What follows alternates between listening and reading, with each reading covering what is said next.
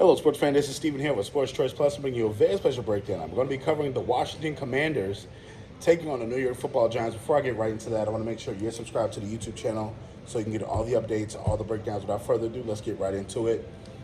The Washington Commanders played to their potential last week. You saw them dominate physically on the defensive side of the ball with the Atlanta Falcons.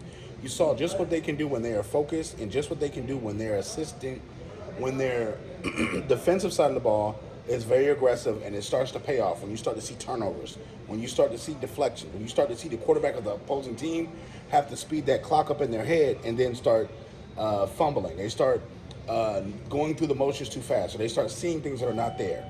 They took advantage of a bad quarterback for the Atlanta Falcons, and they won the game.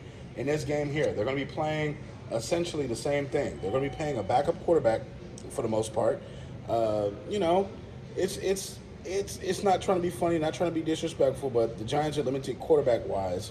And then you've got to think, overall, what's the next step for them? What's the next step for this Giants team that essentially is struggling every single week?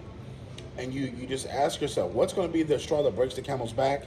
When you're looking at that Bills game, they were limited to essentially whatever Tyrod Taylor could give them because he can't really throw the ball down the field.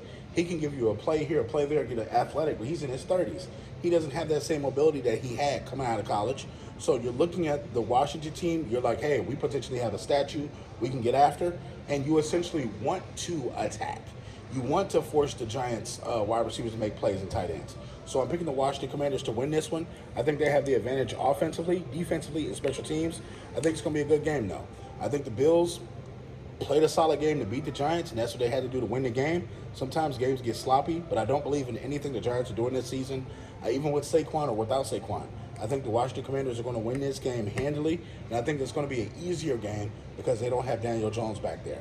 Having Tyrod Taylor limit your offense, and it doesn't give you the full playbook, and you're going to see that on this Sunday. So, you Commander fans, get in the comment section, Giants fans as well. Definitely check out Sports Choice Plus for all the breakdowns and all the updates.